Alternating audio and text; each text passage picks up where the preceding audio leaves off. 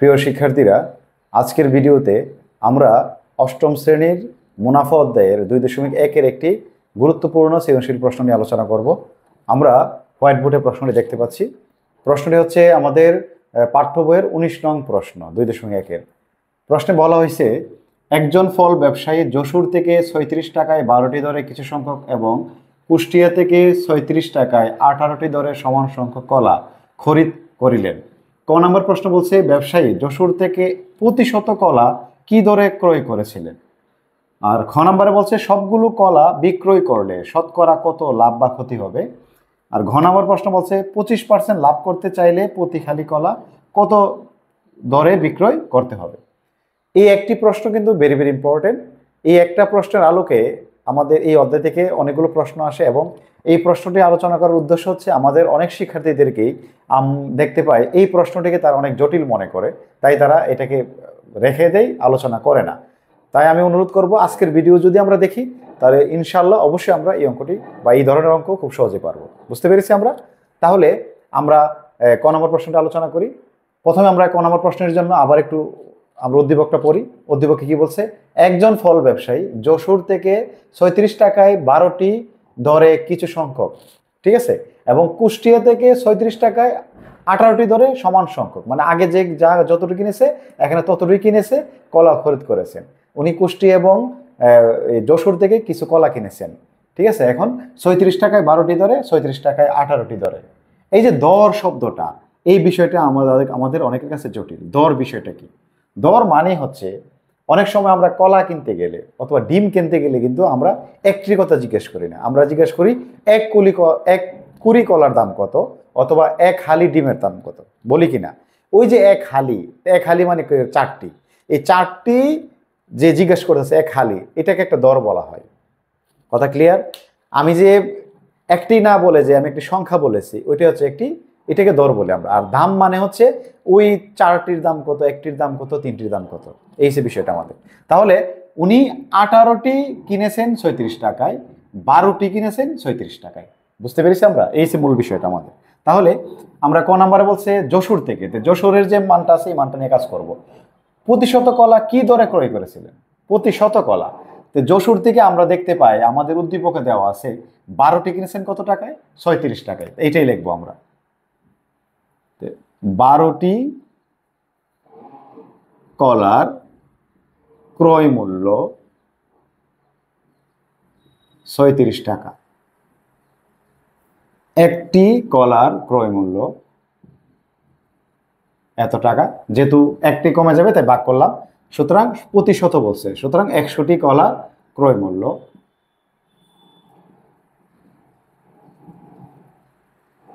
ঠিক আছে, তাহলে সরি, এখানে 100 হবে, বলবো 100। তো 12 দা কাটলে কত হয়? 3 সমান কত হবে? 300 টাকা। এই তাহলে আমরা ক নাম্বার আনসার করে ফেললাম।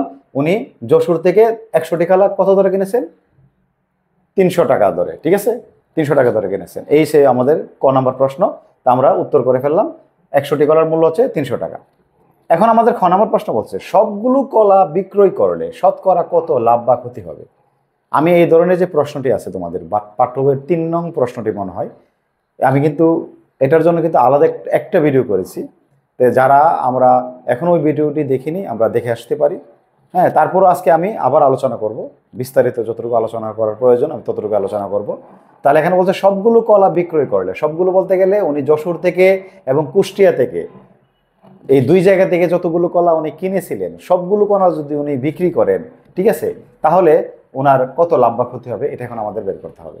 এই সে আমাদের মূল বিষয়টা আমাদের। তাহলে আমরা একটু প্রশ্নটা দেখি।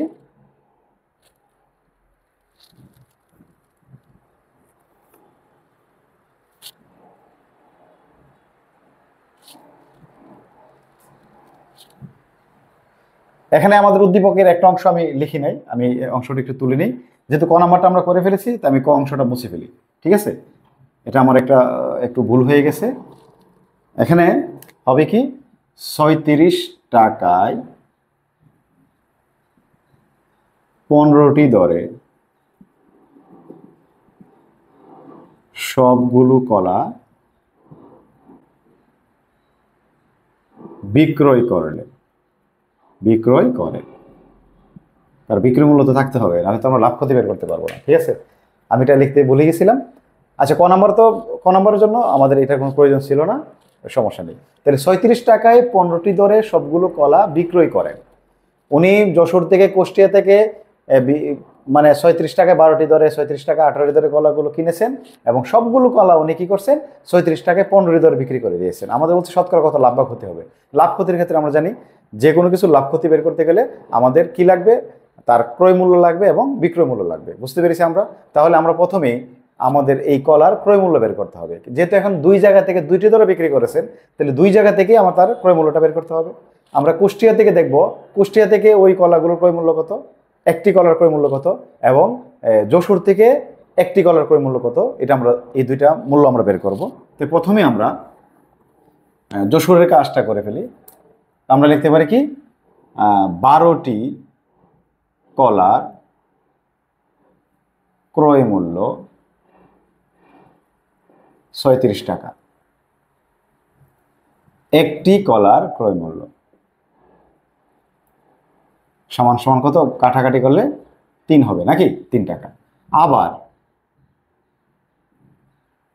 কয়টি, 18টি, 18টি কলার ক্রয় মূল্য কত টাকা, 37 টাকা। তো সুতরাং একটি কলার ক্রয় মূল্য, সবসময় কিন্তু পাটিগণিতে একটির মূল্য জানা ভেরি ভেরি ইম্পর্টেন্ট। ঠিক আছে, তাহলে আমরা এখানে কত, 18 দা ভাগ করলে কত, 2 টাকা হবে। তাহলে একটু খেয়াল করো প্রিয় শিক্ষার্থীরা, উনি যশোর থেকে একটি কলা কিনেছেন 3 টাকা দরে, উনি কুষ্টিয়া থেকে একটি কলা কিনেছেন কত, 2 টাকায়। তাহলে আমরা একটির মূল্য বের হয়েছে, কিন্তু উনি কিন্তু ঘরে সবগুলো কলা বিক্রি করছেন কত, 37 টাকায় 15টি দরে। বুঝতে পেরেছি? তাহলে এই দুইটা থেকে আমাদের একটি কলার মূল্য জানা দরকার। যেহেতু এখানে একটি কলা বিক্রি করছেন, আমাদের এখানে আলাদাভাবে সবগুলো কলা একসাথে বিক্রি করছেন, তাহলে এই দুইটা মূল্য কিন্তু একসাথে বানাতে হবে। তাহলে আমরা কি লিখতে পারি, 1+1 বা 2টি কলার ক্রয় মূল্য, 3+2 বা 5 টাকা,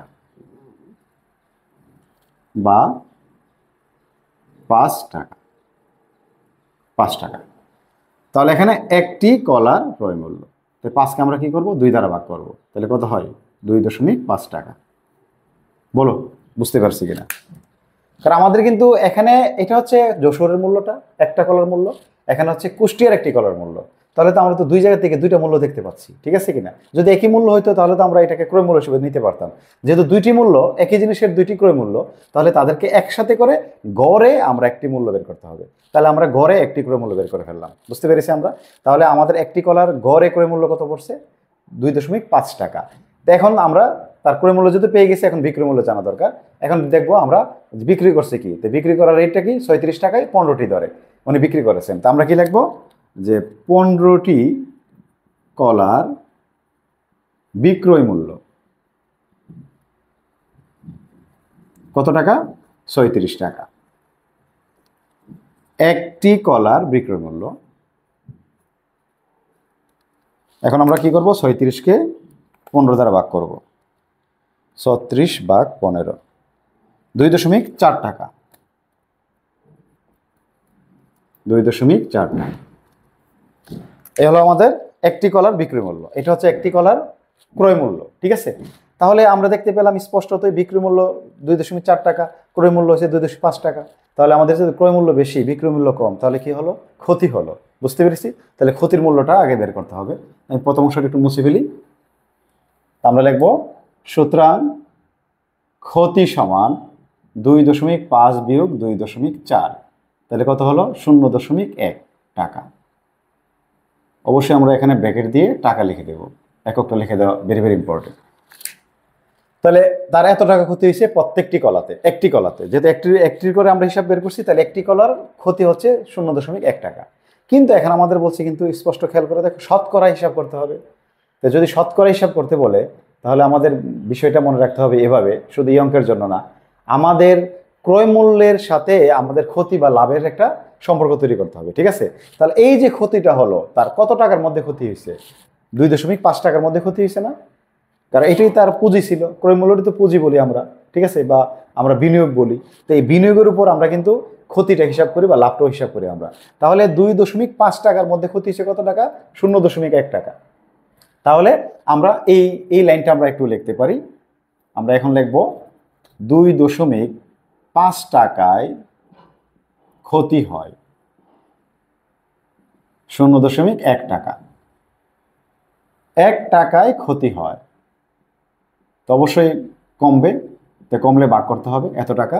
সুতরাং যেহেতু শতকরা বলছে, তাহলে 100 টাকায় ক্ষতি হয়।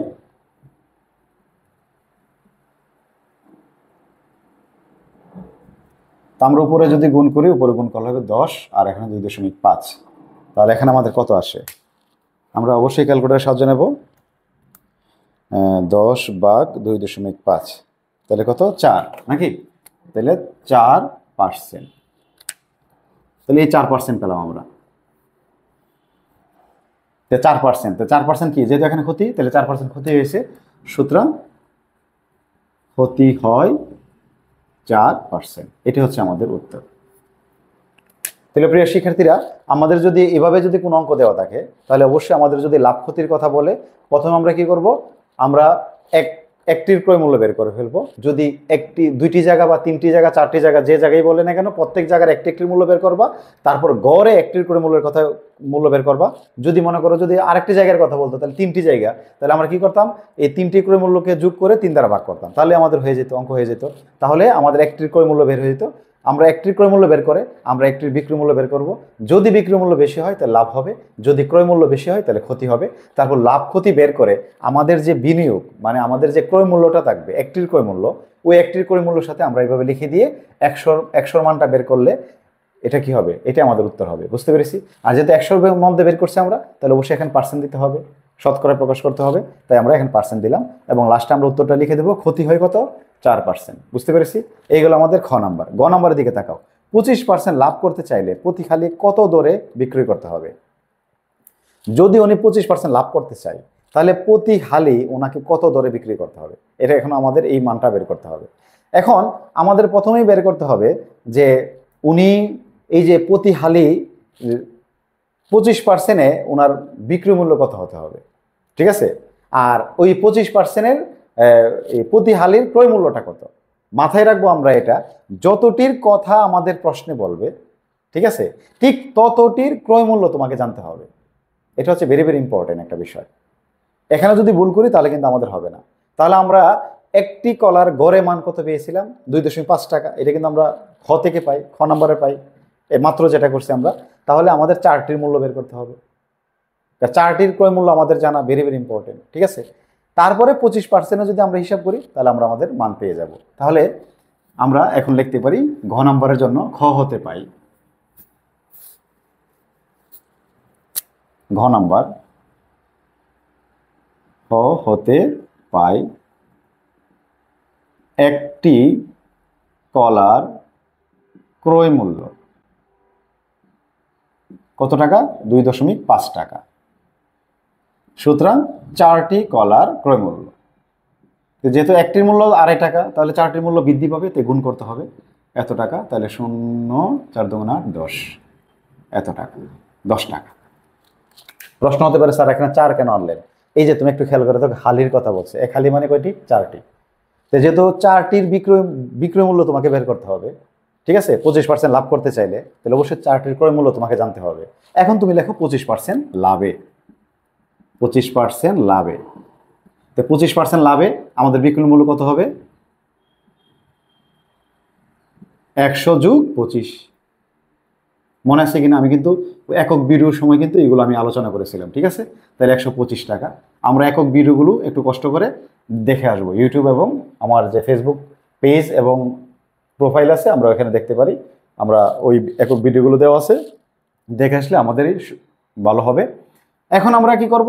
যেহেতু আমাদের বলছে এখানে বিক্রয়, কত দরে বিক্রয় করতে হবে, তাহলে আমরা বিক্রয় মূল্যটা যেহেতু বের করবো, তাকে রাখবো ডান পাশে, ক্রয় মূল্যটা রাখবো বাম পাশে। তাহলে ক্রয় মূল্য কত? ক্রয় মূল্য, তা আমরা জানি পার্সেন্টের ক্ষেত্রে ক্রয় মূল্য কত? 100 টাকা। ক্রয় মূল্য 100 টাকা হলে বিক্রয় মূল্য কত টাকা? 125 টাকা নাকি? 125 টাকা। এই আমাদের যে মূল্যটা বের করতে বলবে তাকে রাখবো আমরা ডান পাশে, আর যে মূল্য বলা দেওয়া থাকবে বা আমরা আমাদের দেওয়া থাকবে প্রশ্নে এটা থাকবে বাম পাশে। এটা কিন্তু মাথায় রাখতে হবে। তো ক্রয় মূল্য 1 টাকা হলে বিক্রয় মূল্য টাকা, সুতরাং ক্রয় মূল্য কত? এই যে সরি 10 টাকা হলে, কারণ এক হালির কথা বলছে, তো 10 টাকা হলে 125 গুণ 10 বাই কত 100। তাহলে আমরা এখন 0 0 কাটতে পারি 10, তাহলে কত হবে? 12.5 টাকা। তাহলে প্রতি হালি কলা ওনাকে 12.5 টাকায় বিক্রি করতে হবে। বুঝতে পেরেছি এখন আমরা? এটাই প্রশ্ন বলছিল, 25% লাভ করতে চাইলে প্রতি হালি কত দরে বিক্রয় করতে হবে। সুতরাং প্রতি হালি কলার বিক্রয় মূল্য 125 টাকা। এটি আমাদের উত্তর। আমি আশা করি আমার প্রিয় শিক্ষার্থীরা তোমরা অবশ্যই বুঝতে পেরেছো। যদি বুঝতে না পারো কোনো একটা জায়গায়, তোমরা অবশ্যই ভিডিওটি আবার দেখো। আর স্যারের হোয়াটসঅ্যাপ, ফেসবুক অথবা ইউটিউবে অবশ্যই তোমরা জানাতে পারো। আমি ইনশাল্লাহ অবশ্যই চেষ্টা করব তোমাদের সমস্যার জায়গাগুলো নিয়ে, যদি আরও কথা বলতে হয়, আরও বিস্তারিত ব্যাখ্যা করতে হয়, আমি ব্যাখ্যা করার চেষ্টা করব। তাহলে আজকে এই পর্যন্তই।